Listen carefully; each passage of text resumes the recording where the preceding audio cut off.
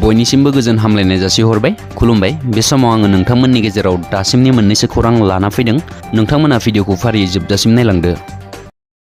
सालबारियाव हिन्दु सिख्लाखौ लांखारनो नाजादोंमोन मुस्लिम सेंग्राया। हिन्दु सिख्लाखौ मोजां मोननानै लांखारनो थांनायाव पुलिसजों हमजादों मुस्लिम सेंग्राया। बाक्सा जिल्लानि सालबारि महकुमानि सिङाव थानाय गबरदनानि हुसेन आली मुंनि सासे सेंग्राया निमुवानि 16 बोसोर बैसोनि सासे हिन्दु हिन्जावसाखौ थांनाय 6 बोसोरसो सिगांनिफ्रायनो मोजां मोनबोदोंमोन। मिथिनो हानाय बायदिब्ला गुबुन रायजो बेंगालरनि मोनसे कम्पानियाव खामानि मावनाय हिन्दु हिन्जावसाजों मोजां मोनलायनाय मुस्लिम सेंग्राया दानसे सिगाङाव न'आव फैदोंमोन।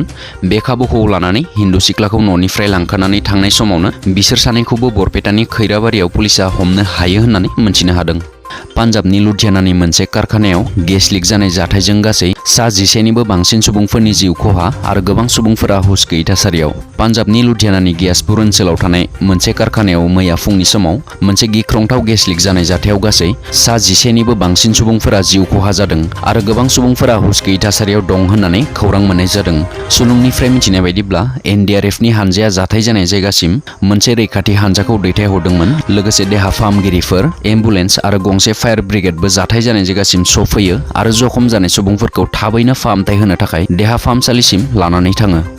फरेस्ट डुवेलार्स एक्ट 2006 आयेननि गेजेरजों सनितपुर जिल्लानि धेकियाजुलि समस्तिनि सिङाव गासै 632 गं नखरनो हानि पाट्टा होनाय जायो। बे हानि फोरमान बिलाइ राननाय हाबाफारियाव गाहाय आलासि महरै बाहागो लायो आसामनि केबिनेट मन्थ्रि एबा जायगानि एमएलए अशोक सिंगाला। हाबाफारियाव आलासि महरै बाहागो लाबावो बिटिआरनि लोगो गाहाय मावफुं सोद्रोमा गबिन्द चन्द्र बसुमतारिया आरो इएम डक्टर निलुत स्वर्गियारिया। हानि फोरमान बिलाइ गथायनाय हाबाफारियावनो मिरु एबसुनि आफादगिरि दिपेन बर'नि बिथोन बादियै मिरु एबसुनि बोसोनगिरि खुंख्रा स्वर्गियारि, नेहाथारि आनन्द दैमारि आरो बुंथिगिरि अबित नार्जारियाबो बाहागो लायो। हाबाफारियाव सनितपुर जिल्लानि जिला बेंगिरि देबकुमार मिश्र, एडिसि दतिबा बरा, सार्कल अफिसार तन्मय बरा, सिइअ करबि शर्माजों लोगोसे गोबां अफिसारफोरा बाहागो लायो। इउपिपिएल लाइमोन गांखंनि 34 नं खालिंदुवार ब्लक कमिटिया सानसेनि मेहेरगोनां हाबाफारिजों टंला बरदलै भवनाव रंजालि बैसागो खुंफुंदों।